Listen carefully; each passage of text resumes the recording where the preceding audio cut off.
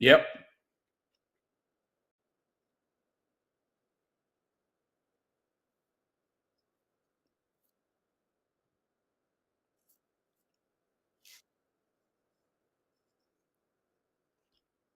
Yeah. Like I said, if when there is an athlete come in and we'll have the interview over the images, because we need to hear what they say, but they might hear themselves in a loop from audio. So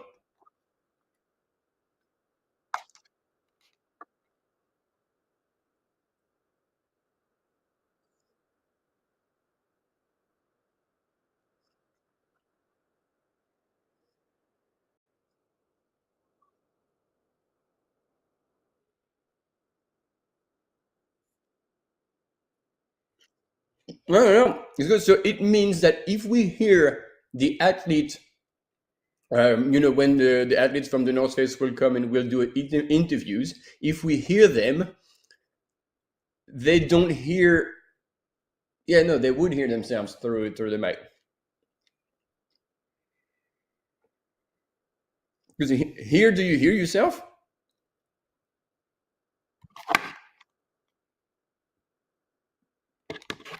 Yeah. So I think when we have athletes,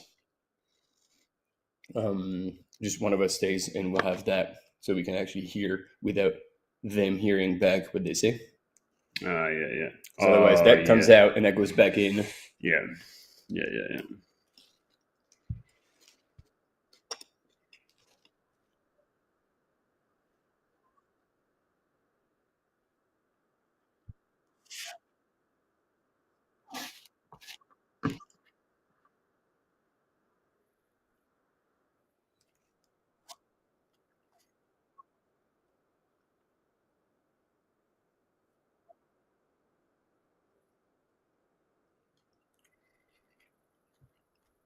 Okay.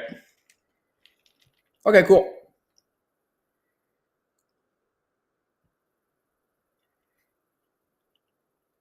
All right. Well, 10 minutes to start.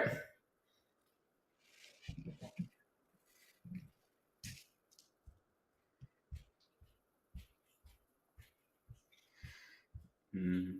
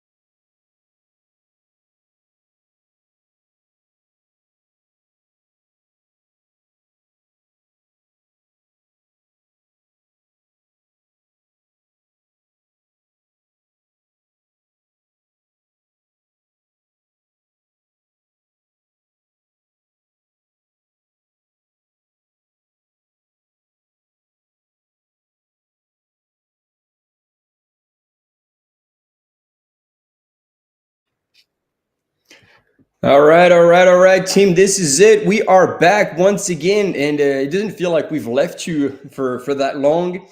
This time it is dark on the island of Gran Canaria, and we are ready for the classic, the one and only, the 126-kilometer of the race from the north of the island to the south of the island. It's a point to point, goes away all the way across, and we're going to be following the start of that race. It will start in 28 minutes from now, and we're going to follow them for about a couple of hours, Maj, before they go really into the night, into the darkness, where it's going to obviously be impossible to follow them live. But we're going to be there all day tomorrow to follow the rest of the race and see how things unfold. Yeah, Martin, this absolutely iconic race is happening again. It's 26th edition. Title sponsor, the North Face, is really putting in all the stops to make sure that this is one of those races that no one ever forgets about. You can see here that it is very, very dark. It's coming up to midnight on the evening of Friday. They are chilling out, getting ready in Las Palmas de Gran Canaria. The start line, the energy there, Martin, I believe would be full of nervous excitement. And we got to witness an incredible race earlier today in the marathon distance.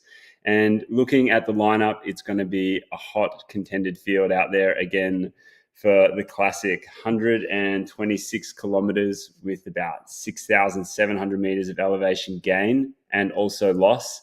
So they start at sea level, they work their way up to a high point of around about 1,700 meters, and then they drop all the way back down, crossing this incredible landscape and this incredible island from north all the way to south. And yeah, we can't wait to see it all unfold. It's, as Martin said, we'll be here for a couple of hours to watch the energy and see it all kick off. And then they'll run through the night and we will pick them back up in the dawn and watch it all finish off. Hopefully there's some fireworks. Hopefully there's some popcorn, as you like to say, Martin, and looking Yeah. forward to it. Yeah, so let's take a quick look at the course in detail. So this is the northern part of the island, Playa de las Canteras, and this is the iconic start on the beach where they're going to be running it just a little bit under a K, and then into like the lake, the shore, and then on to those parts of the city. And at that point, we will still have images. We'll still be able to cover that. And this is only when they leave that little valley that we're going to end up losing them. I can't remember exactly, but around that point, although they're coming back into town. So maybe we'll get the second aid station 20 Ks in. And that will be after. I think this is the point where we're losing them. And they're going into the higher country. And as you see, as you were saying, Maj, they're climbing all the way through to the highest point. Which, it takes a while. So this is only 31 Ks into the race. So things get real a little later. And there we go. Now we see we're moving up as we go. And let's see. We get Moya, El Hornillo, Antarana. And then we'll pick them up in Tejeda, I think. Maybe even a little earlier, actually, when they're going to get to the high point tomorrow morning at sunrise. Is always quite a fantastic view for all these runners. They're coming out in the night and into a full day of racing. Cutoff is 30 hours.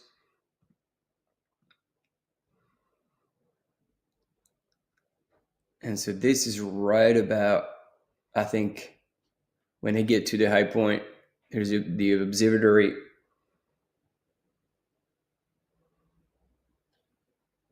And then Tejeda, that if you were with us earlier today, we saw the start of the North Face Transgrancanaria Marathon. And then they're following pretty much the same course all the way to the finish, although they might be a bit of a different route. No, I think this is it. Because I can't remember if they were doing that little top part that they weren't doing in the marathon. But no, it seems like this is the same one. There you go, Aiguares, and then that long grind on the dirt road and down into that next valley into the finish. That long flat section, which is relentless. And there you go, 126 kilometers, 6,862 meters of elevation gain and loss, point-to-point race. But since they start and finish around sea level, and this is exactly the same amount of climbing and descending as you were saying, Maj. What goes up must go down. And I believe we're going to be talking a little bit about our top athletes. And now we're starting to have visuals on the line. Athletes are getting ready. We're still a wee ways before we get started. So I think we might have the official here. Trail Running Review is in the house, obviously. They're always covering all the top international events. But when it comes to the Spanish one, they are always there. Here's Kim Farrow right here on the left-hand side. Always using those digital cameras and making incredible shots. And I think we still have a little bit of time until we see names and faces that we can recognize, simply because there's still a bit of time. And so they're going to be able to actually walk in through the front, all the elite runners. And this is Martin Geffery and Maj Backhausen. But we just had a bit of a, I don't know. Do you want to be Carolina or I No, I think we're going to be introducing the official people, and there might be a little bit of a introduction speech by the people of the island of Gran Canaria as the camera is going a little deeper into the field of all these runners eager to have a good go. But I always feel like, from a personal perspective, that would be a very hard start, because you want to be super careful on the beach not to get like too much sand in your shoes right from the start, right from the go. Then what do? Like when you get off, you take off your shoes, or do you try to have, I don't know, gaiters? Because what will take you out is the pebble in your shoe. Yeah, that's it, Martin.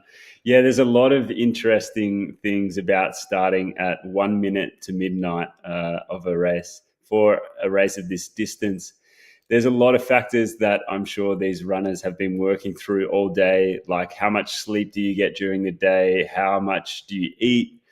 How do you manage all of those things and get to this start line feeling ready to go? Because this is one incredible race that is going to really test everyone like it does every single year. So, folks, just to give you a little bit of a rundown, Raul Butachi, he won the race last year in 13 hours, 22 minutes and 32 seconds.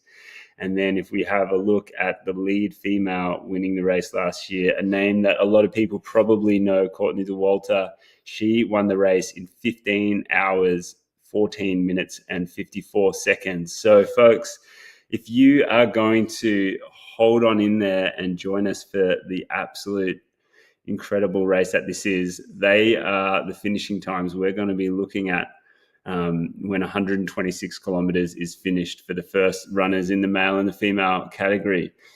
Big race out there, and they are going to have to move all the way through the night. And then they will most likely be finishing in the afternoon on Saturday.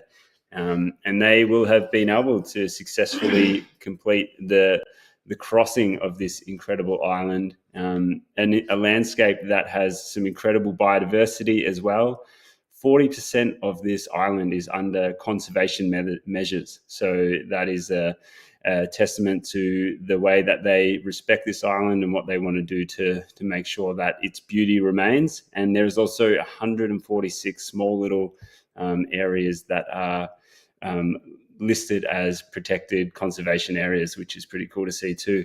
And we'll be able to see some of that incredible beauty. Not so much tonight, because obviously it is very dark. It's getting on to 11:40 p.m. right now, and it's going to be a dark night for these folks. That's another thing, Martin, being able to start your race all the way through the night and then manage yourself well enough to then get into the heat of the day and finish off strong.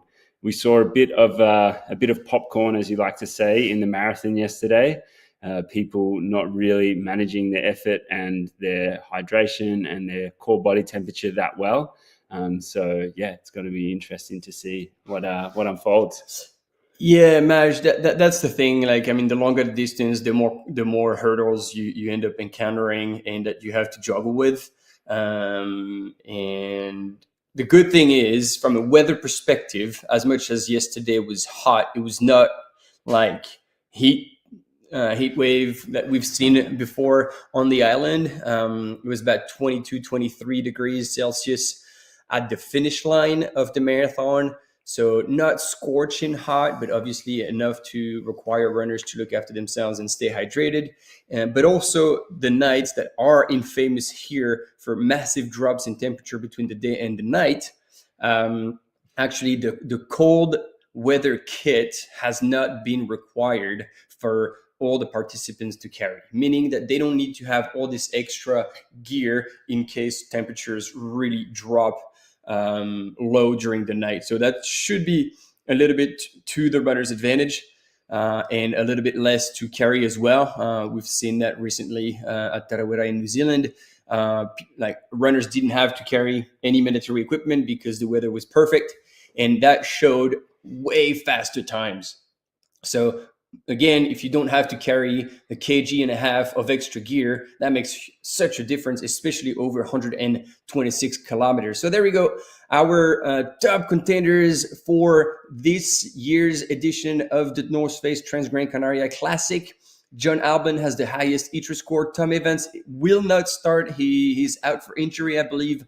Last year's second place finisher, Miguel Eras, and somebody was saying in the chat, yeah, mad respect for the man, 50 years young and still absolutely crushing. American runner Caleb Olson, Abel Carretero, Lionel Cristian Manole, third last year, Jose Angel Fernandez, Pao Capel, Fotis Sissimopoulos, and Tom Joly as well.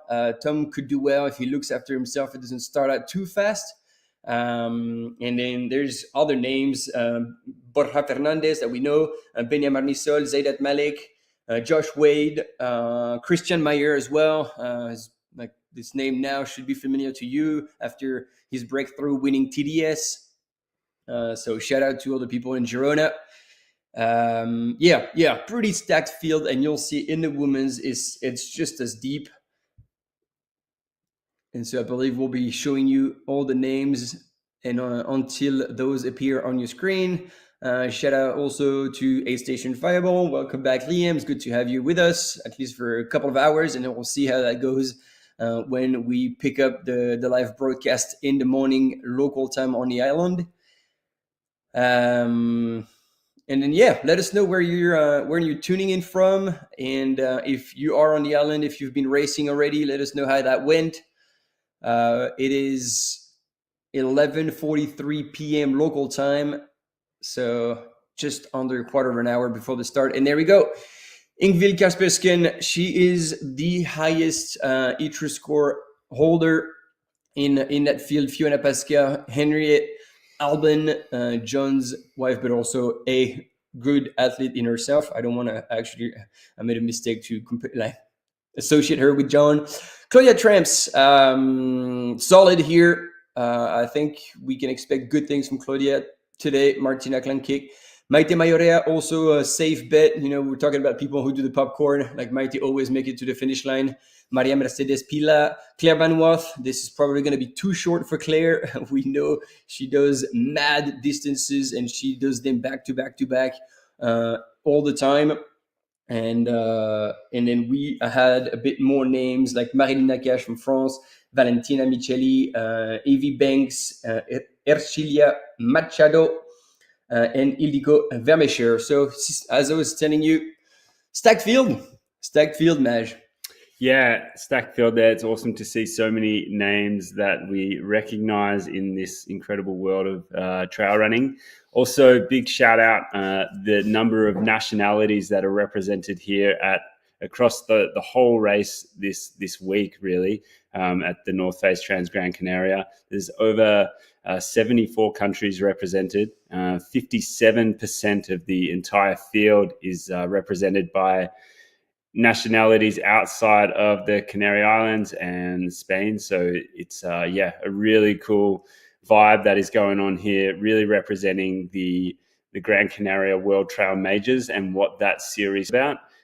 This race classifies in the Ultra Series of that entire race series. Yesterday, the marathon took center stage, representing the Gran Canaria World Trail Majors short series, which is new to 2025. So make sure you check up on all that info via the World Trail Majors website. But this is part of the Ultra Classicery. They were able to celebrate the 2024 champions in the World Trail Majors just this week, closing out that season. And we will no doubt see a few bits of information and a few clips of those incredible races later on through the broadcast. But right now, Martin, it is getting very close to start time. They still have about 10 minutes, just a little bit over. But I dare say that the energy is building. There are some of the greatest MCs down on the start line right now, and there would be a lot of nervous energy and a lot of excitement too. So a big shout out to everyone as they get ready to take on this big adventure. Give us a shout out in the chat if you have done this race. Let us know where you are dialing in from. Let us know if one of your friends is running, one of your family members, one of your enemies. Just let us know. Give them a shout out in the chat. But I'm sure you are all very excited to see this unfold. Yeah, and Maj, that probably gonna make me look ridiculous, but again, that wouldn't be the first time or the last time. But I'm not getting the doink in the chat. So is this a reference that I'm missing? And I do love melons, but same. Like I'm not too sure what this is about. Look like rock melon emojis. So you guys gonna have to fill us in on that. Sorry, we're old timers now. We're out of date. I'm gonna search it. But yeah, in the meantime, we see that start line filling up slowly but surely. Everybody is probably now getting into the zone. Last 10 minutes before the go, and then we're gonna start seeing the elite athletes walking into this start line through the front. And somebody was, I'm reading the comments.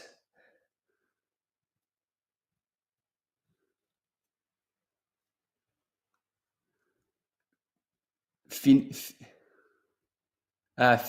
okay. Finn Melanson has claimed this emoji. I didn't know you could do that. Wow. Okay. So what is that emoji? A doink. Okay, cool. Thanks, everyone. Thanks, Brett. Appreciate you showing up and providing some sort of value in the chat. I'm sure you're recovering well from your running the other day at one of the World Trail Major short series races at Black Canyon over in Arizona, the USA. So good to see you there. Brett, let us know in the chat what shoe you would race this race in, because we all know that you know a lot about shoes.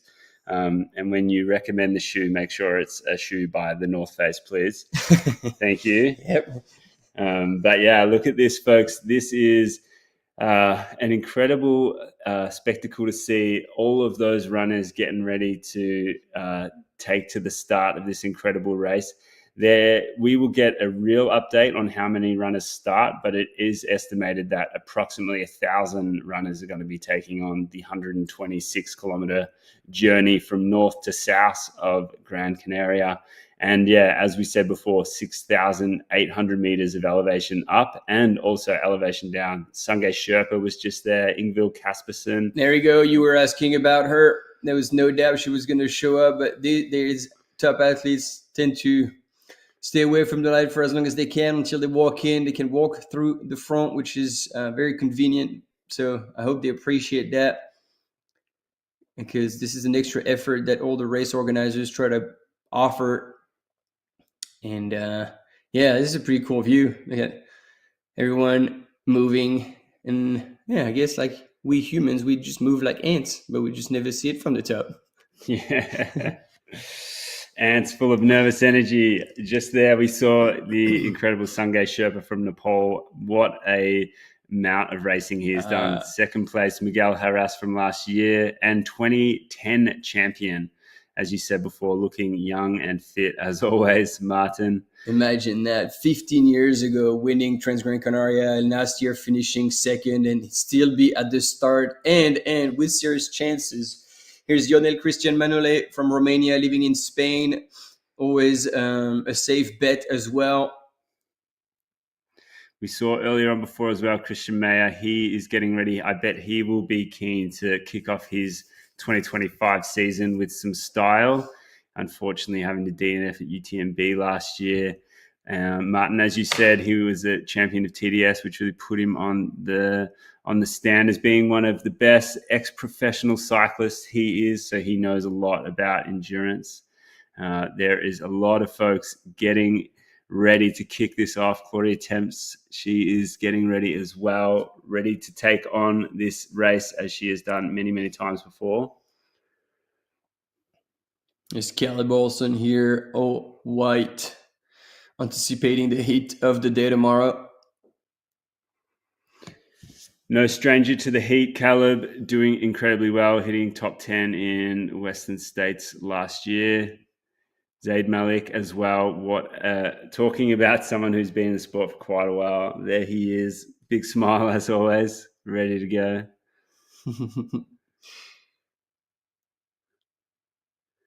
Looks like it's good weather down there, Martin. There's not a whole lot of long sleeves or gloves going on down there right now.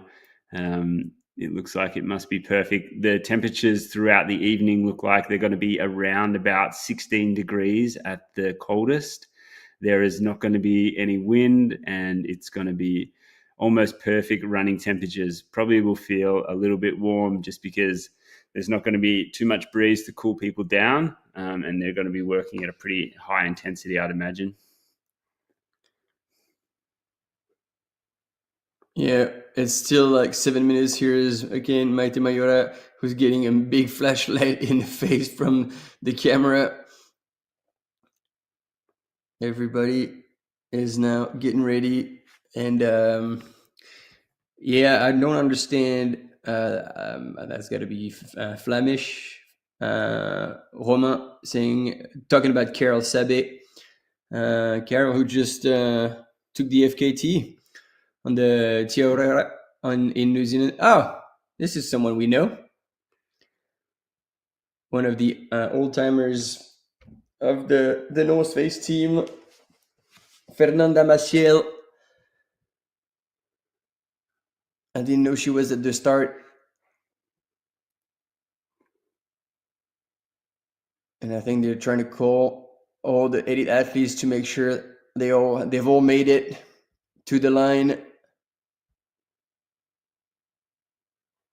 It's Borja Fernandez. Yeah, Martin, it's going to be really interesting to see how this all unfolds.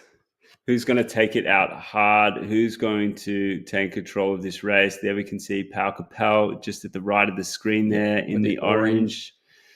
Incredible, winning 4 consecutive titles here between 2017 and 2020. The true king of the island is Pau Capel. And as you said, Fernanda Maciel right there. Shorter than most of them, but she is an absolute mountain beast when it comes to events like this. And again, just another person to get motivated and inspiration from, being in the sport for so long, maintaining that ability to perform at a super high level. I think we just got a glimpse of Jonathan Alban as well, so it's great to see him showing up and being able to start this race. Was he also in orange? I don't know if I clocked him in orange. I don't think it was, but I think he's looking ready. He is sitting at the top of the list of our elite runners with the highest ITRA score today. So it's going to be good to see how he takes on the race and whether he controls it from the start or whether he sits back and lets other people do all the work. And we got the information from Owen Davis. I don't know where you got this information, but it looks like Tom Jolie is a DNS today as well. So we've got two Brits who were originally as part of the top containers who actually didn't quite make it. Owen Davis, are you meant to be starting as well? I think you're on the start list there, mate. So I wonder if that's the Owen Davies from Britain that is also on the start list. Hope you're not a DNS as well. That would be going against the British politeness that we often see. But anyway, what we do know is the people that are here are almost ready to go. It's only a couple of minutes now until the start. As we said, they're going to be kicking off at 11:59, Martin, local time. Yeah, and we don't have just yet the audio of the start line, but the speakers are now getting rid of all the non-runners in that start line. They're getting the crowds fired up to send off all these runners into the night for a hell of a journey. And yeah. So Owen is out too, and Wade in Derbyshire. Yeah, I saw that Mark was also running. So yeah, that'll be quite a few names still left representing the UK. Getting a lot of love for Finn out there. He must have done something incredible in his training block, like I'm sure so many other people did. So it's going to be cool to see how he goes. Folks, we are also going to have the opportunity to have some pretty cool guests in the studio throughout this broadcast. And so we can tell you more about that later. But make sure you tune in as we speak to some of the incredible athletes from the North Face later on in the broadcast when we pick it up tomorrow. So yeah, all bets are still on for a sub 3:30 minute per K first K, especially on the beach. That's a bold statement, aid station fireball. But you know, Liam's rarely wrong. Rarely wrong. That would be a very informed guess, I would imagine. Which means that's going to kick a lot of sand right behind everyone. And it's going to be hectic. I would want to be on that front line and get out of there. So once again, to identify the runners, especially when it's going to get dark, it looks like the North Face runners are in full orange. In white, we had both Caleb Olson from the US, Team Nike, and Christian Meyer from Team Solomon. And then I can't remember who else. Claudia Trumps with the very easy to spot on running kit. Maite Mayoria always black and yellow with Vibram. So these are the colors that you need to keep in mind so we can very quickly identify all the runners. And indeed, Ingvild Kaspersken, I don't remember, Maj, what she was wearing. She was wearing the very common Terex kit that is being seen out there. It is also pretty white. I'm trying to clock Jonathan Alban. I feel like he might be just at the very left of the starting chute right there. But as you can see, folks, just above them right there, it is ticking down to 1 minute before we start. And it is going to get going. And we haven't started yet, and I love the banter in the chat. Like, we have a bet for 3:29 for Pau Capel, and he will lead out. So we shall see how that goes. But then, yeah, maybe you're right, Maj. Like, we know that John Alban is not a big fan of high temperatures, so he will do everything to avoid unnecessary heat, and so he will most likely be wearing white, or maybe he'll just change the t-shirt in the morning. Absolutely. We'll see. Big shout out to Rye Webb in the chat. That's cool. Good luck, Rye, out there. Folks, we have 15 seconds until we kick off. So the 10-second countdown is about to go right now. If you're at home, give it a shout. We are about to kick off the 2025, the North Face Transgrancanaria. And it is going to be going right now. Here we go, folks. As they stream down the incredible beach here. Oh yeah, and we're on for 3:30 first K, no doubt about it. Maybe they're gonna need to turn on the headlamps at some point. And so, who's leading out? Uh, that is a North Face kit, ladies and gentlemen. Man, Tobias, hope you put money down because I think you're right. It's this Pau Capel, ladies and gentlemen, leading the field with the Beeb #1 of the Transgrancanaria Classic. The North Face athlete, his head down on the beach, showing the logo, showing his face, and you know he still has some good years in his legs, so can't rule him out. Can't rule him out. Let's go, pal. 4-time consecutive champion here at the North Face Transgrancanaria, winning from 2017 all the way to 2020. Pau Capel, no stranger to starting out hard and starting out fast.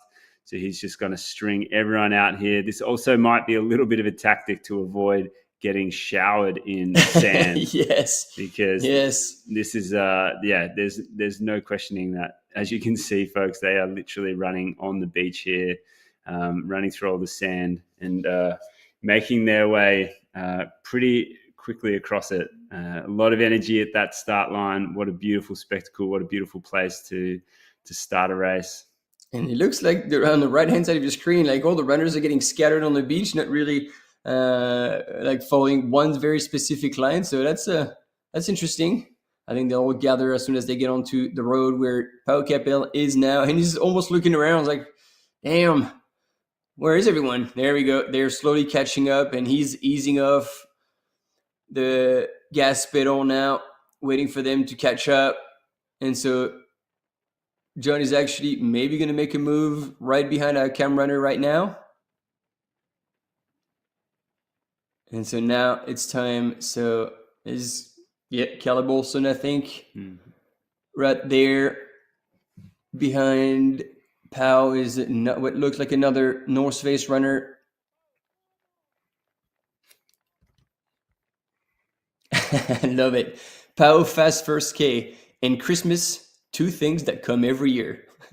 That's brilliant. I love it. Brilliant, folks. Thanks to everyone in the chat. Make sure you give your friends a shout out if they are running out there. Yeah, here we go, Martin. What an incredible, iconic race this is and has become over its 26th year history. It's really become a race early on in the season, landing in February every year. It is a race that sees a huge amount of talent show up year on year. And, especially when you consider it being, the winter months in the North Hemisphere, Europe, North America, and everywhere above the equator. So it's a really early season race for a lot of crew that are probably training through winter, doing a lot of kilometers on the treadmill, avoiding a fair bit of snow. And yeah, this is definitely a race with a lot of elevation as well, 6,800 meters over the 126 kilometers.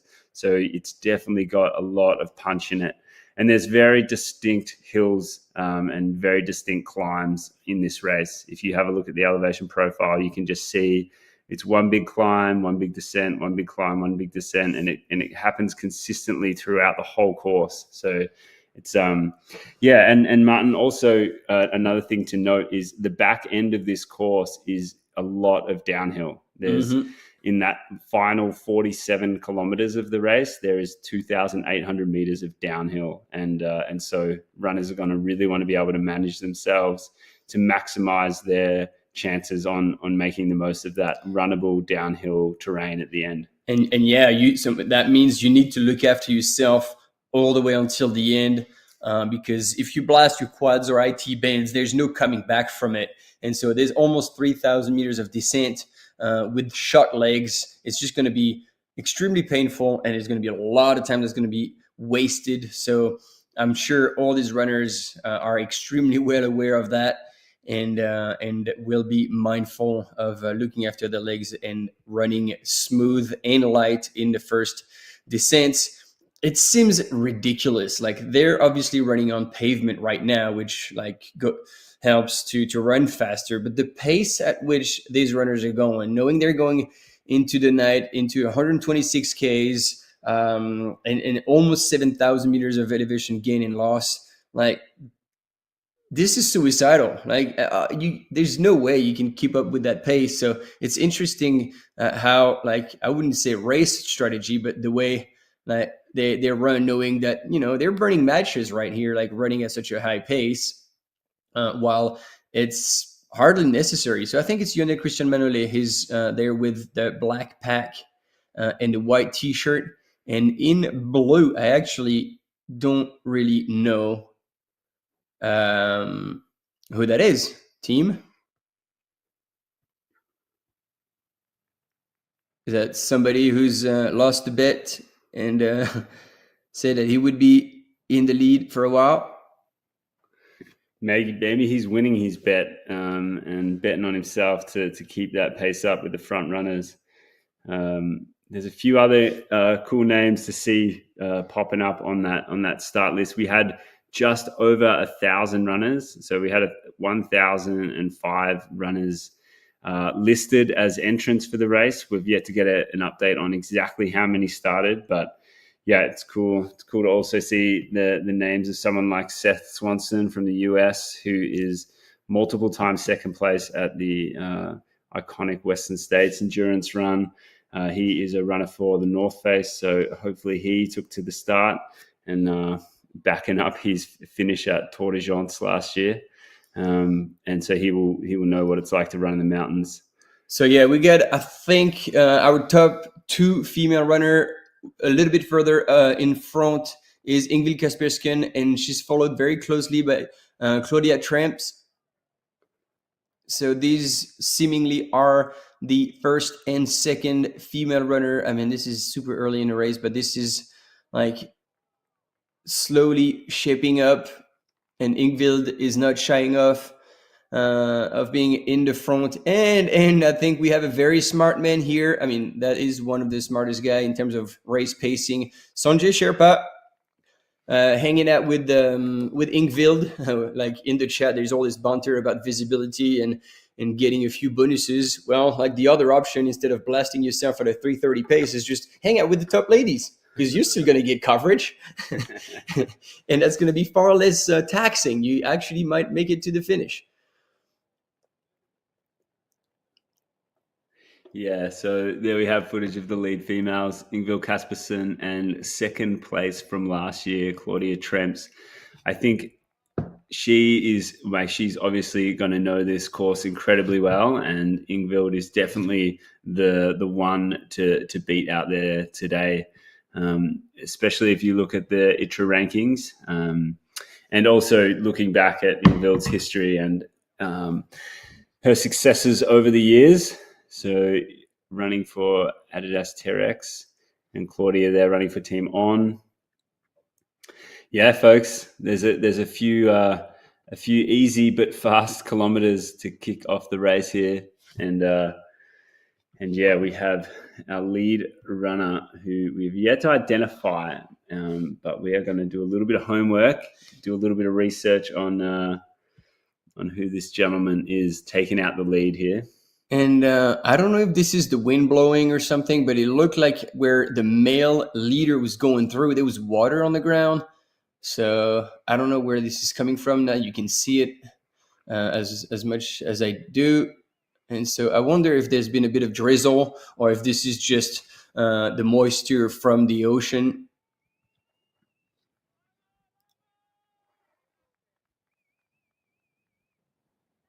And so we still have our male leader, like turning the 1K reps into like a proper tempo, because he's out and he's far out. Like nobody else chose to actually run at his pace. And so we've got this gentleman cruising in front with some 200 meter at least on the rest of the pack.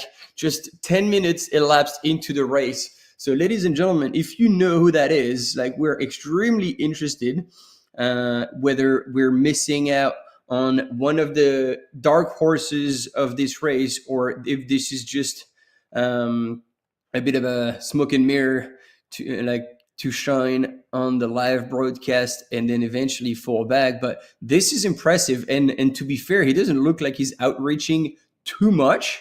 Looking at his watch, um, so yeah, first surprise at least on our end.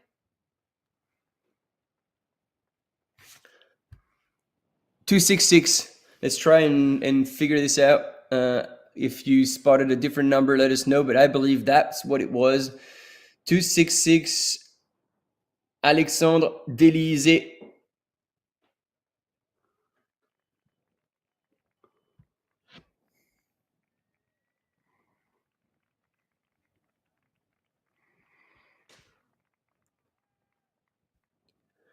And we're gonna try and figure out. So by the name of it, it's like he's from France. Maybe this wasn't 266, or maybe Alexandre is absolutely smashing.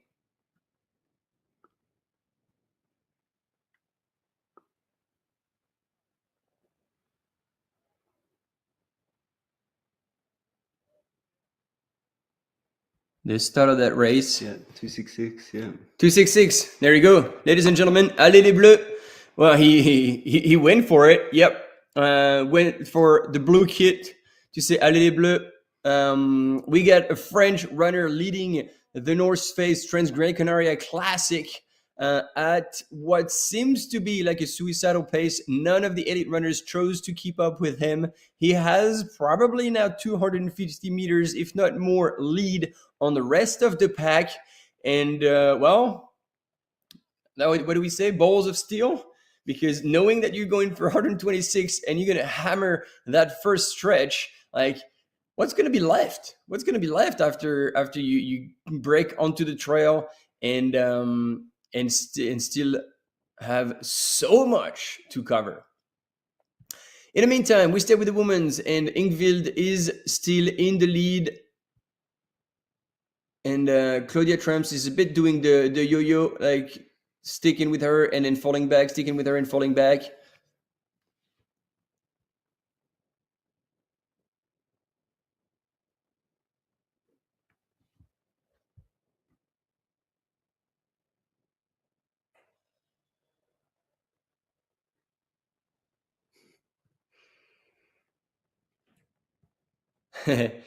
Yeah.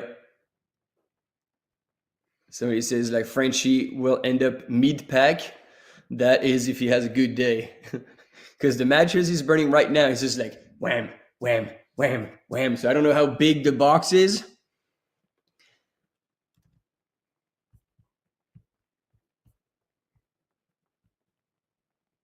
And it looks like Ingvild is also pulling away gradually. I love it. Wine and cheese in the bag.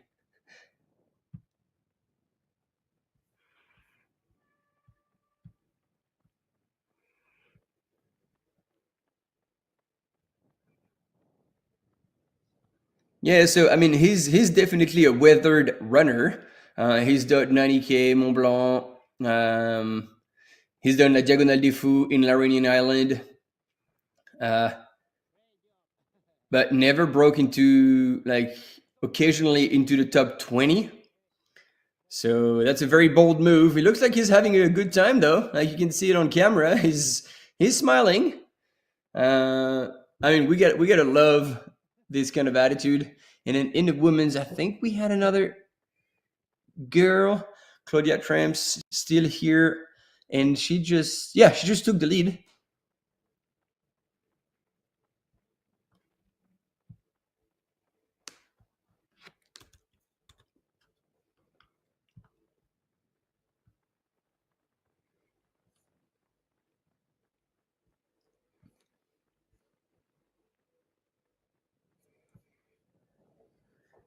Once again, and I think he deserves to have his name quoted. Alexandre Delisée is definitely cruising way out in the front. How long is that going to last? We don't know. 15 minutes elapsed last year. It was a win over 13 hours. So, needless to say, there's still a long way to go. And then in the right hand side of your screen, our lead woman representing Team On, Claudia Trumps, has now taken the lead ahead of Ingvild Kaspersken, who's representing Team Terex, and shouldn't be too far back. Maj, one question about the women's field. Have you seen Leah Yingling? No, have not seen Leah at all. So it's unsure whether she actually took to the start. We can try and have a look, but we are unable to really get a great confirmation over the exact start list just yet. But as of yet, we haven't seen Leah starting, which normally we would expect to see her at the start of the start shoot there, lining up with everyone. So yet to confirm, but hopefully she is out there. Absolutely.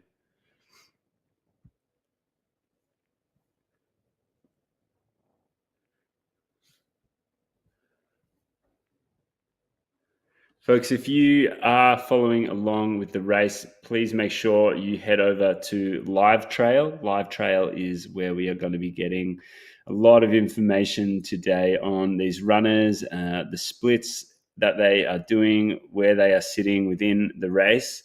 So head over to Transgrancanaria.live trail and you will be able to follow along in that digital format, but also make sure that you do not leave the live stream because we need you here. We need you to be right with us as we look at this race unfold in the first few kilometers, folks. As we said, we're not going to be here all night. We are going to be here for just a couple of hours, and then we will be piecing out and letting these runners traverse this incredible island from north to south, and we will pick them up again when the dawn is rising, and we will be able to see what's happened through the night.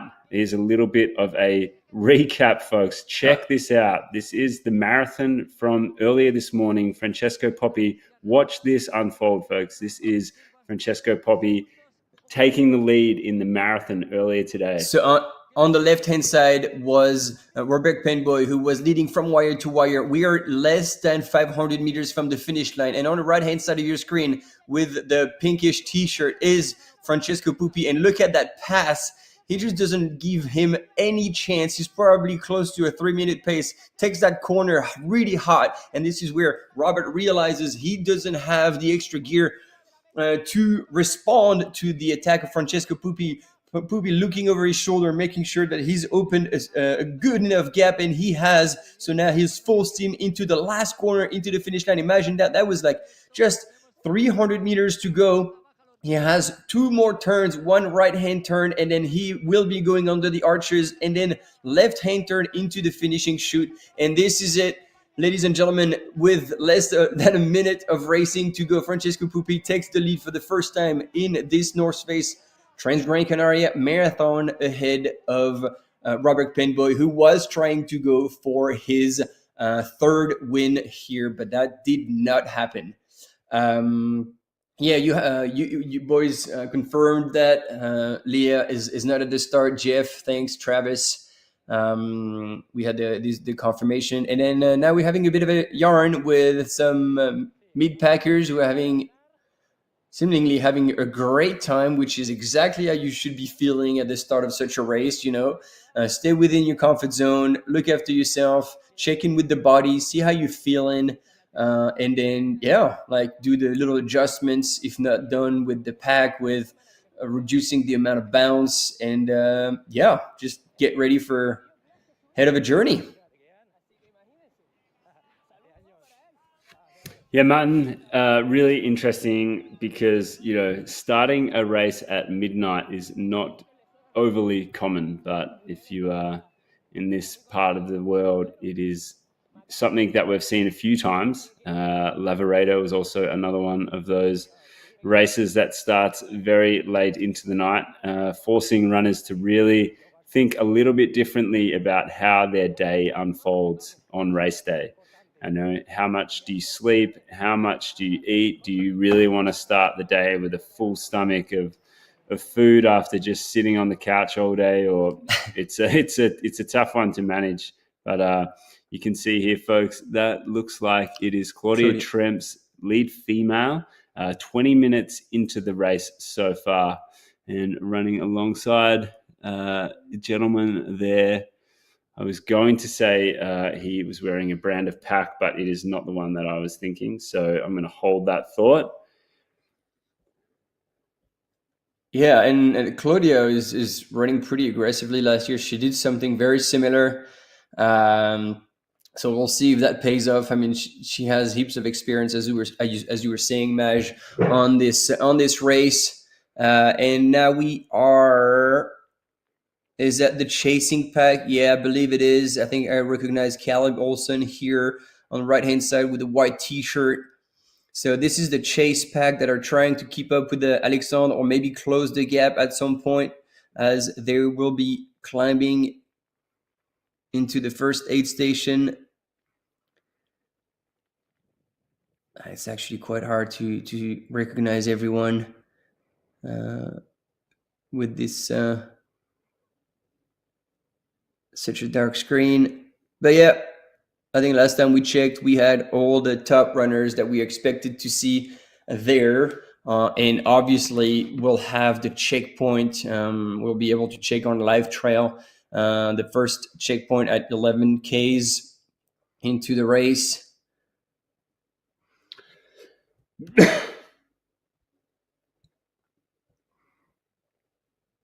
And have a cam runner here. Probably lost sight. Oh, no. They're letting them go. So I don't think that's John on the right-hand side.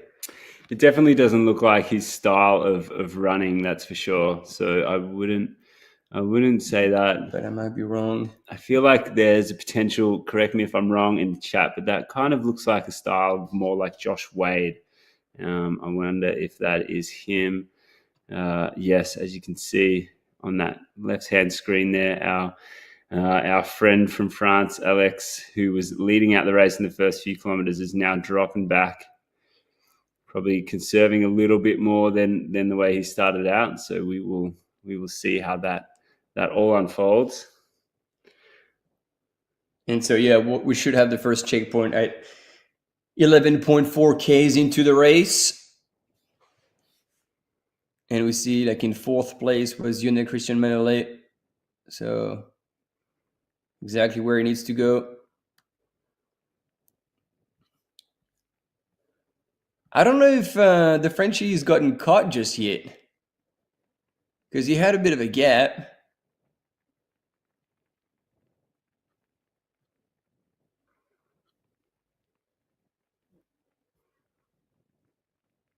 But that will eventually happen. I'm afraid for him.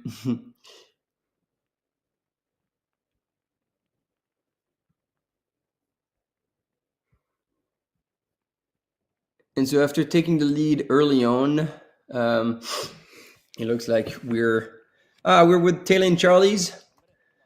Good on them. They deserve more recognition that they actually get, because we almost never have cameras on them. So these people are some of the most important people in the race. They are walking the course behind the entire field, making sure that everybody gets home safely and nobody gets left out on the trail. They would probably pick up some of the trash that might have accidentally fallen off a pocket or a pack. And so usually they don't do the entire race, but they do sections of it. And so these are the volunteers that do cover a big part of the course on foot.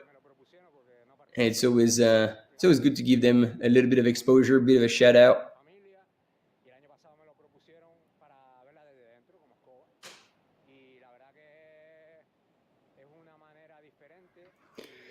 Yeah, folks, so a little bit of an update on the start there. We have got 877 runners that kicked off the Classic today. So we are it's pretty standard to see an attrition rate of around about 10% of people that do not start races like this. That's pretty, like a 10 to 12% is like a bit of a rule of thumb uh, with races. So yeah, there was 1,005 people entered into the start, and 877 have now begun and are on the course. Unfortunately, here looks like that is another Oh wow, person who's had to pull out. Maybe our first DNF of the day. 25 minutes in and probably just a couple of Ks. Yeah, Oh, wasn't his day. yep. But kudos to that guy for just taking the initiative to know that it wasn't his day, and not having to battle through the night.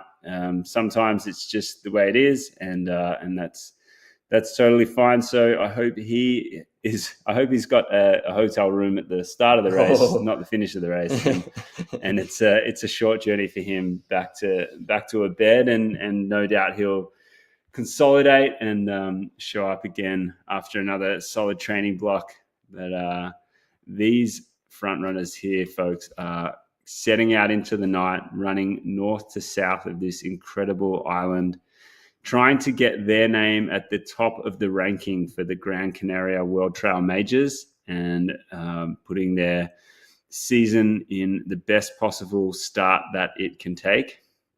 One of the early season races here. There's a few that have kicked off, but this one indeed is very iconic. It's been going now for 26 years, and this year it is stumping up an incredible field of people across all of the events. 5,300 runners gathering on this incredible island, and having an absolute blast out there. Well, I mean, I hope they're having a blast, Martin. I don't know if it's always smiles and it's always good times, but that is what you decide to get involved with when you take on ultra trail running. So I was saying that was Christian, Christian Manole, but this is not. So he's got the pack from the same team, I believe, if I identified the logo correctly. Otis. So currently running in fourth place. Yeah, we'll have the names of the split, unless somebody in the chat knows who that gentleman is. Currently running in fourth. And then also Owen seems to be on top of the DNS runners, and it looks like Fotis Zizimopoulos is also not going to be part of the contingent for the race here on the Gran Canaria island.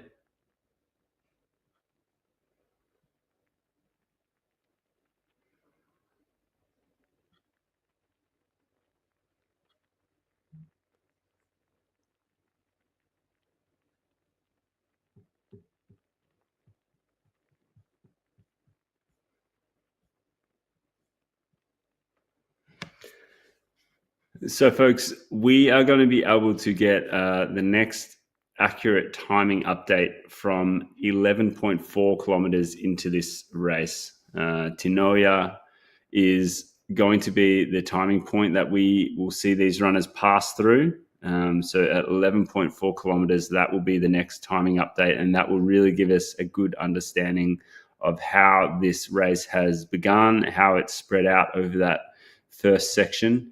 There's not an incredible amount of terrain that they need to cover in that section, but it's going to be good to see how it all actually shakes out. It's a little bit hard at the moment to make out exactly where our lead camera is within the race, but you can see everyone's moving and everyone's looking pretty happy.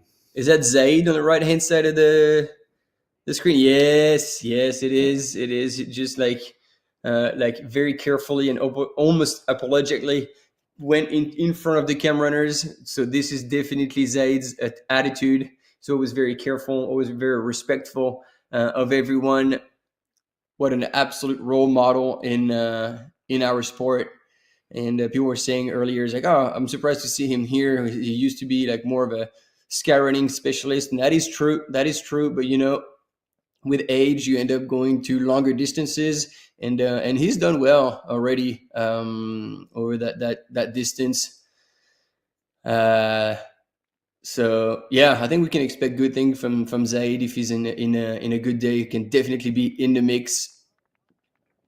And we're switching back and forth without really the overlay to let you know who we're following each time, but we're going back and forth with the men's and the women's leader. See, now we're back with the men's.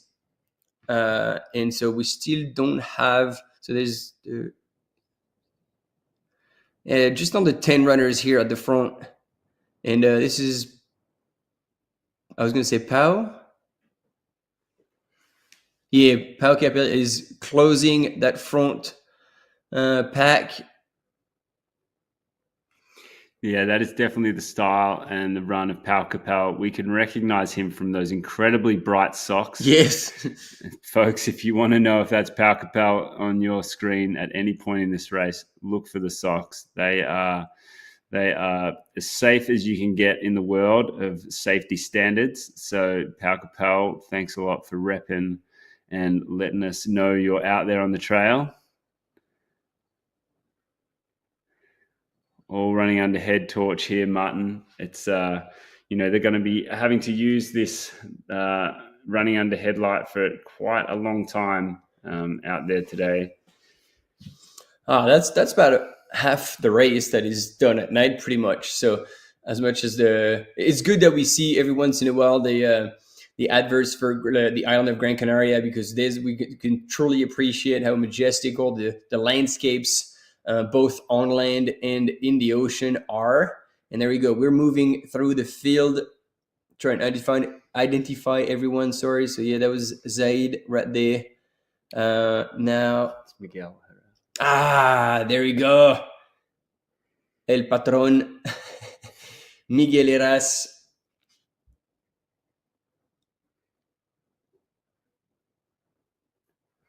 On Relentless.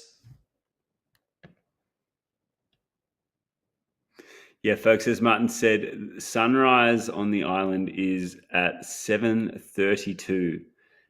So the finishing time of this race is just over 13 hours. And so if you look at that, it's just gone midnight. These runners are going to be out there for another at least 7 hours with a lot of darkness. And then the early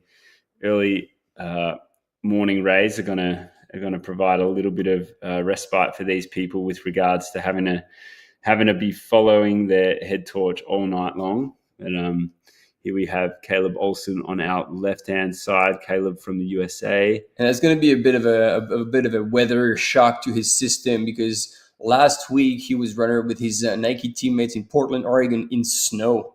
So that's going to be a bit of a temperature difference. So hopefully he's okay with that, and he's going to have the entire night to ease into those temperatures that will rise with the sun tomorrow morning. But yeah, he's out and now leading the North Face Transgrancanaria Classic. And that might start opening a few gaps and starting to skim the front pack a little bit. Yeah, Martin, looking at everyone out there today, it looks like polls are a yes for this race. There are, I haven't seen too many people that are not running without polls out there. So a decision that definitely a lot of people have made, and obviously a course that requires you to be on top of your game when it comes to climbing with 6,800 meters of uphill. There to really kind of make the most of if you're a strong climber. You can see Caleb there. He's already got his Lecky hand gloves on to be ready for the first bit of action when he gets out the poles. Yeah, I mean, those are so just convenient to have always on your hands. And actually, if you hit the deck, that will protect the palm of your hands. So, why not? You have them there, you have them ready. But yeah, he's cruising, but he's he's nowhere near slow. That's a pretty honest pace right there for Caleb Olson, who's indeed going for it now. He must be feeling pretty good. So he's like, hey, why not? As long as you stay mindful of the pace and you don't hit the red zone and you keep your eyes peeled also for like the course, because you don't want to be missing a turn or going the wrong way. And there you go, very swift transition across the road and back on. Yeah, good stuff. Yeah, folks. So as I mentioned before, we have a timing point 11.4 kilometers into the race. Runners will have done 373 meters of elevation gain. So there is definitely a little bit of uphill in that section of the course, and 200 meters of downhill as well. So undulating start over that first 11.4K, where we will then get a timing checkpoint, and we can really see how this field has spread out, and we can really see where everything is landing with regards to the cards that are getting played in this early section of the race. There is a cutoff time there of 2 hours for all runners. So if the event has started out rough and runners don't get there within 2 hours, they will unfortunately be pulled from the race. And that's just the way it is sometimes, making sure that they manage a good course out here at the North Face Transgrancanaria, an event that is incredibly loved in this part of the world and globally as well. So this is one of the iconic events of this island, and it's just something that really brings an incredible amount of people from all around the world to experience the beauty of this place. I think it's probably a running destination that a lot of people, once we get some incredible footage at sunrise, are going to want to get to, Martin, and check it out. Have you been there before, mate? Have you been on this island? I actually never been. I've been on many islands of the Canary Islands, and I've never actually been on the Gran Canaria Island. But obviously, I've seen a lot of it through the live coverage and images of the Gran Canaria Classic, the marathon, all these races, the VK. And then good spotting team. I like probably 90% sure, seeing the color of it, that these are the new version of the Ultrafly that some of the Nike athletes were already testing last summer, and I got a chance to see them, and they were lighter and a bit smoother than the existing first model. And definitely looked like a huge improvement from like already a pretty good shoe. So that's what he's got right now.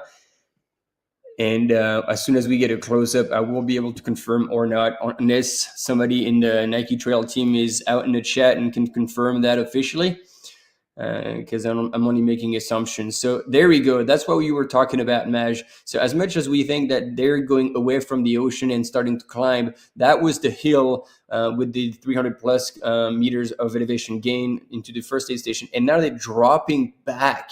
So there's actually quite a bit of descent in that first section to get into the first aid station.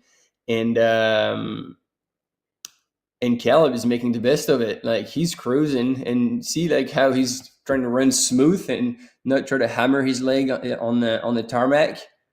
Try to be conservative here, braking instead of opening the stride.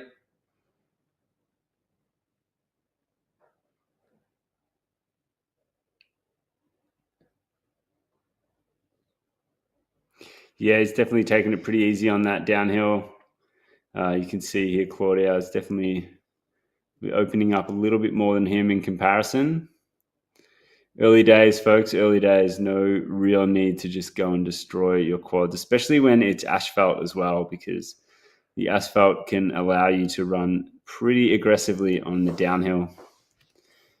Shout out to our camera riders. They are doing an awesome job. That must be a pretty powerful headlight to keep an eye on Caleb as he moves through this section of the course. Yeah, and man, Caleb is on a mission. because we haven't looked back whether maybe the rest of the pack is right behind the camera mountain biker, or if it's just slowly but surely opening up a gap on the rest of the field that early on.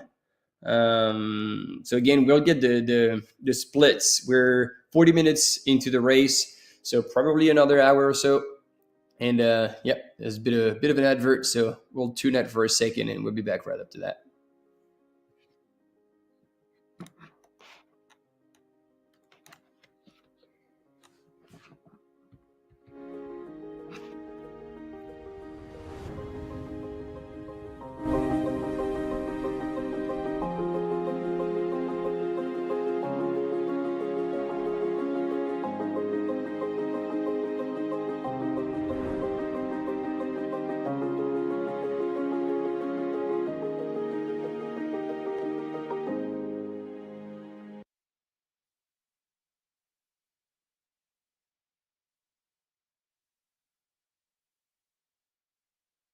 And it looks like we're back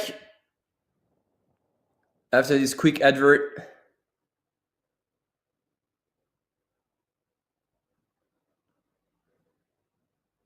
And we're both staring at the screen like, what's going on here?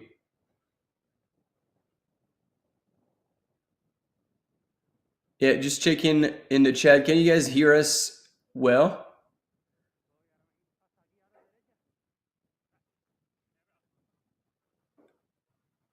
There's a bit of a question here. Okay, we're good. We were checking with the studio if you guys could hear us well. That is all good, awesome. Thanks for confirming. And yeah, we're 40 minutes into the North Face Transgrancanaria Classic that will continue through the night. We're going to be with you guys for probably another half hour until all the runners go through that first aid station. Thanks, team. Thanks for the feedback. Thanks, Alex. Thanks, Oren. That's what we needed to figure out. Thanks, Tara, because sometimes that happens, sadly, that we speak for about 10 minutes and then the student's like, guys, like turn on the mic. We can't hear you. And there's a lot of good nuggets that have disappeared into the universe and haven't made it through to you guys. So again, thanks for the feedback. And look at that. That section is technical. Caleb is still flying over the rocks, but you can see that he's definitely having to like find his way and make sure he's landing as flat as possible on his feet. But that does not seem to slow him down too much, which is impressive. Look at the arm swing here just to kind of balance himself. Yeah, that is a fairly technical section. But the American runner is on a mission. Yeah, he's taking this race out hard, Martin. He's definitely gonna want to start his season off really, really well. Unsure actually if Caleb will be returning to Western States later on this year. I assume he will be, but after placing in the top 10 last year, that would be a race that is big on his calendar. But today he is going to start off his season as best he can. It's very early still within the year, but he's no stranger to racing consistently throughout a year in total. So it's good to see him showing up here, taking the lead, taking it out nice and hard. And as you can see, Martin, he's not really holding back on this technical terrain.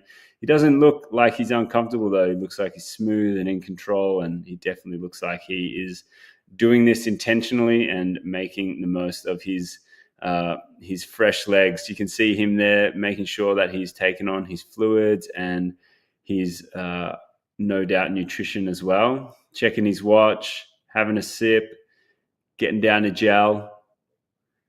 All part of making sure you are setting yourself up in the early parts of a race like this for a consistent effort, good energy levels, and being able to maintain the best effort you can consistently over the course of what we expect, Martin, to be approximately 13 hours and 20-ish minutes. That was the winning time of last year. So if we see a race winning time of around about that, there is not going to be too much surprise. There was some incredible paces getting thrown down yesterday in the marathon, Martin. Some really, really strong finishes and coming under what we really expected to be the winning times of the race. So maybe that will unfold as well as we tick over to just on 45 minutes elapsed in the North Face Transgrancanaria Classic for 2025. Early days, Martin, early days, but we are going to see him. Look at that, finishing a whole flask there, making sure he gets that down, folks. So just have a think about that. Oh, we are coming into the first aid station here. That is a winner. Wow. That is bang on. That's 11.4 kilometers into this course, and Caleb is the first in that point. And interestingly enough, like even though it is dark, like he chose, like he asked to get a bit of water to be poured down his neck, and that was a very swift transition, refilling the water. While second place runner here from Team the North Face, I believe that might be Josh Wade coming through that aid station. He just blew through as well, folks. Like you said, Martin, he didn't opt for any water, didn't opt for anything to be poured on him, which, yeah, is fine, totally fine. It's up to different strategies, eh? totally. Like Caleb definitely knew that he was going to stop. He already had the flask out, so he chose maybe to start a little lighter. And yeah, good spotting. So that is indeed Josh Wade, and then Jose Angel Fernandez Jimenez is in third place apparently at that point. But yeah, it seems like there might be a bit of a glitch. We're not too sure. What we can confirm is definitely Caleb Olsen passing through that first aid station in first place, and Josh Wade following very close behind him. That's 11.4 kilometers into the race, and they went through that in 45 minutes 25 seconds. That was Caleb Olsen. So that's a very solid start. That is moving with a decent pace for sure. And Liam like pointed out, like they're almost 3 minutes down on last year's split. So Caleb is definitely pushing the pace at this very moment. And somebody's asking in the chat, at this aid station, they've already climbed 373 meters and descended 211 meters. So yeah, that's an honest pace with that amount of up and down already. So hopefully he can, he can keep it together.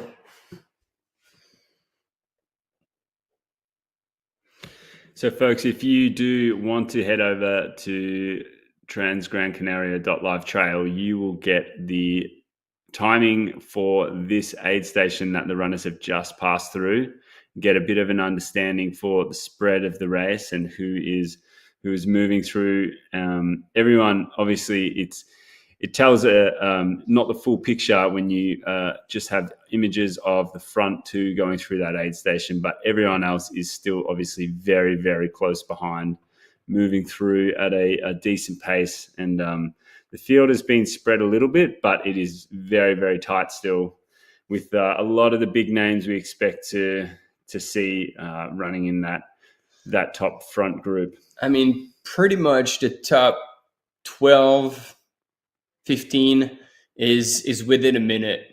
So, which means that they're all running under last year's pace, which, you know, if you're sitting in 10th position right now, like Christian Manole, Pau Capel, Borja Fernandez, and even just a bit of ahead, Jonathan Albon, this is probably where you want to be at this point in the race.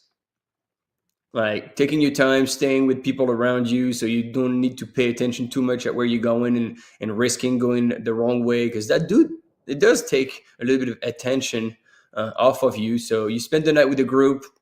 Don't worry too much about that. Let people like relay with the pace, and possibly like technically you should be able to have a conversation at this point. So have a catch up.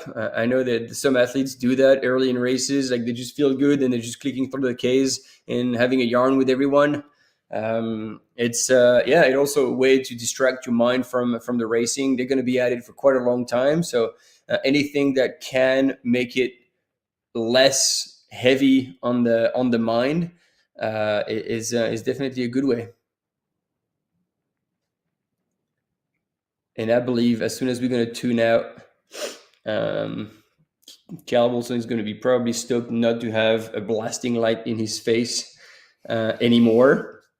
And so that's also why we're, tuning out at some point, because we want to give a little bit of space to these runners throughout the night. Because one could question is like, well, guys, it's pitch black now, and we're doing the live coverage, so technically we could be doing it throughout the entire course. But really, we also want to give the runners a little bit of space, a little bit of a chance to like be with themselves and out in the nature, in this beautiful place that the island of Gran Canaria is, and catch up with them at sunrise on the high points of the island.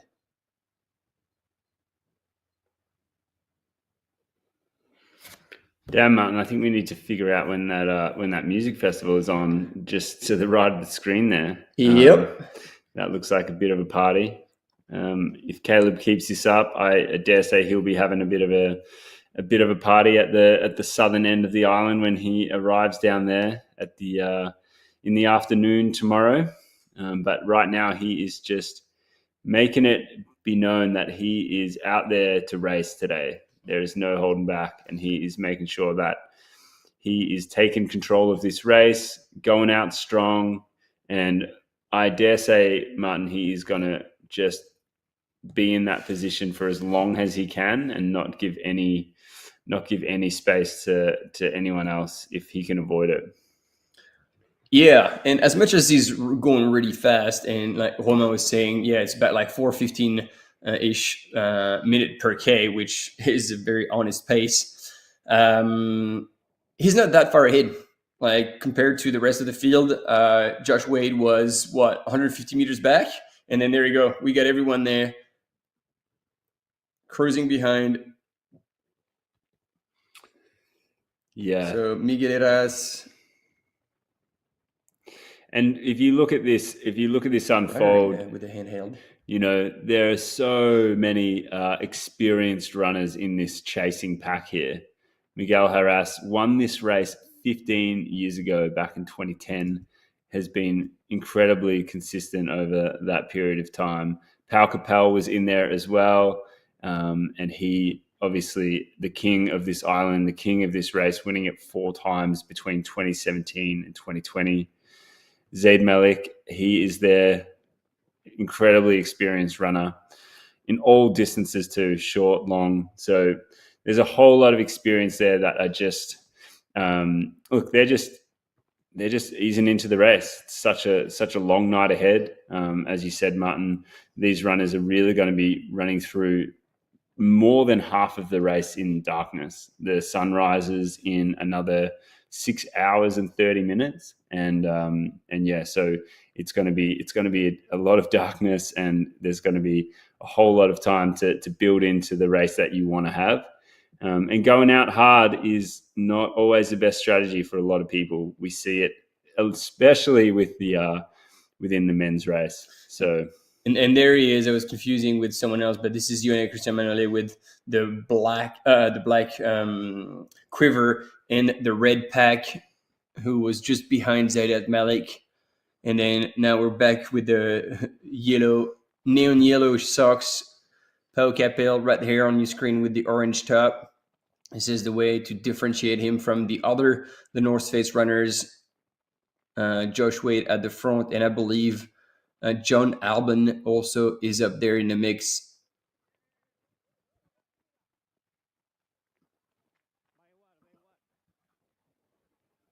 Approximately, apparently, it was around 16 degrees Celsius at the start.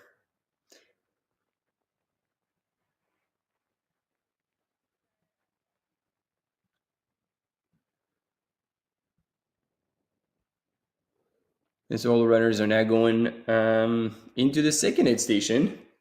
And hopefully we'll catch a glimpse of the ladies. So Maj, yep, they've gone through now, 49.56, and already 3 minutes back in Ville Karspesken in second place. So Claudia Tramps leading the women's field of this North Face Transgrancanaria Classic.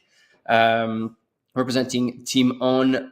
And going through 49.56 and 52.53, so just under 3 minutes back already. Ingvild Kaspersen is in second place, and it seems like Evie Banks in third place, another 10 seconds back. So it's actually pretty close there. Martina Klankik, Victoria Seniutene from Lithuania,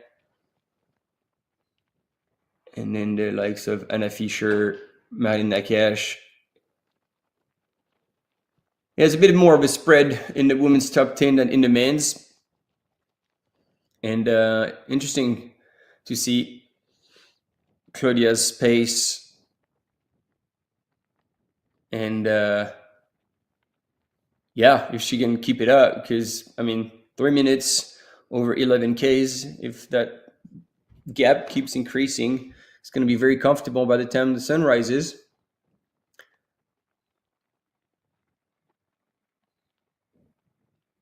And as we're going, no, Zach Miller ran the vertical kilometer, but he will actually be with us tomorrow during the live broadcast. So if you do have questions, get them ready, because we'll have him for, I'm guessing, about an hour, Maj, hopefully. And so we're going to be able to shoot the shit, and that's going to be really cool because, we haven't seen him in quite a while. Like, I think last time we saw him, he was on the North Island of New Zealand a couple of years back after he won a pretty solid 100-mile race. And after he probably ate like 3 full buckets of chicken wings and an ice cream that had more scoops that you can count. Yeah, it's going to be great to have Zach here. So, folks, if you do want to tune in with any questions for Zach, please let us know. Make sure you get on the chat when he is in the studio. He is someone that you could keep talking if you've got the right questions. There's no doubt about it. But yeah, we see this racing unfold, and as you said, Martin, Claudia Tremps taking out the women's race pretty aggressively at the moment, putting 3 minutes on second place Ingvild Kaspersen in the first 11 kilometers. That is pretty solid. That is that is no mucking around, and that is getting down to business. Absolutely.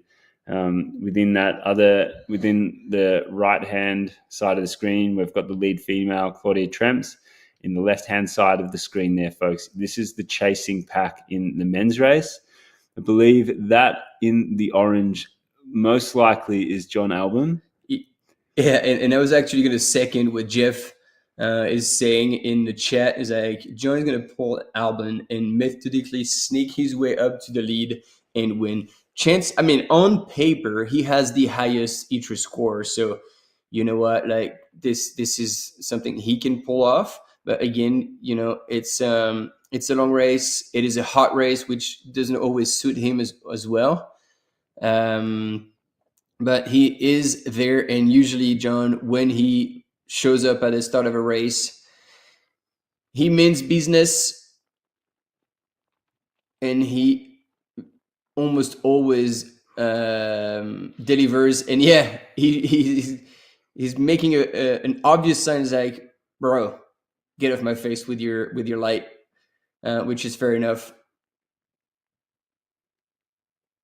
Yeah, tricky situation here, folks. Obviously, we do not want to start to affect the runner's experience in these events with covering a live stream all the way through the night. Imagine running through the dark of night with someone chasing you the whole time with a bright flashlight on a bike.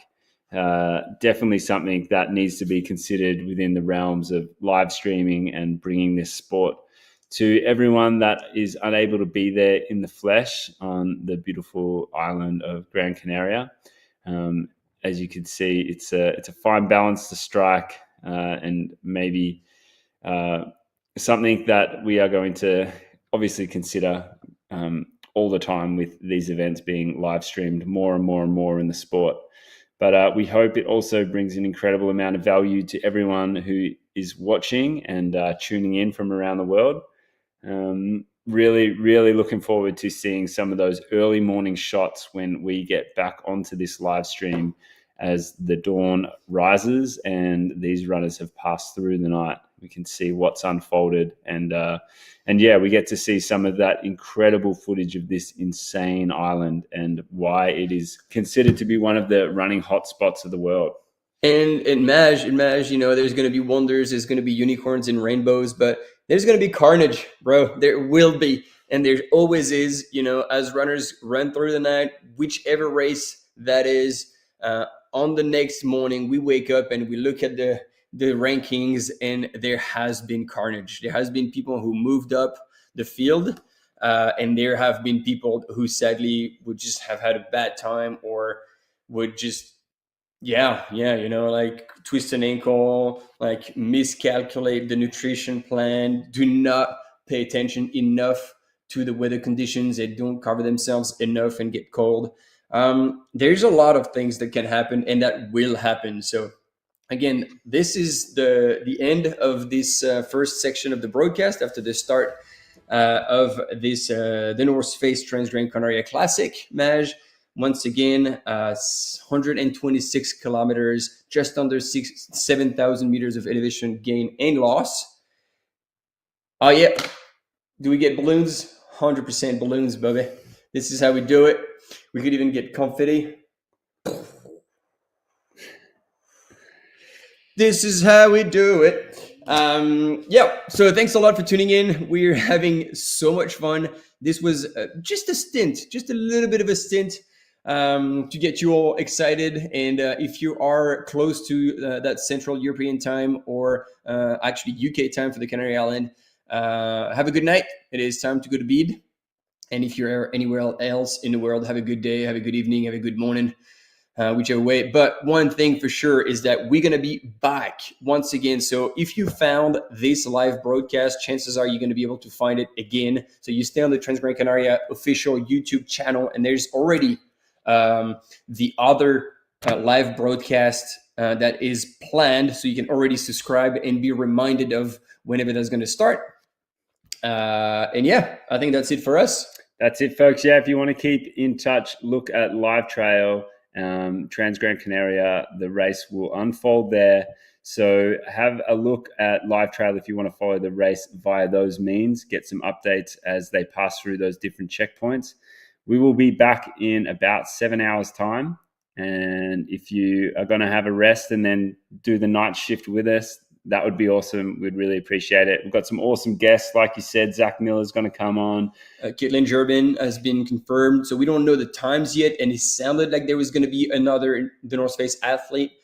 Question mark on that. But at least these two will be there. So get your questions ready. Yeah, awesome athletes, awesome people. So just like yourselves, thanks a lot. Appreciate you. And we will see you in a few hours' time. Peace.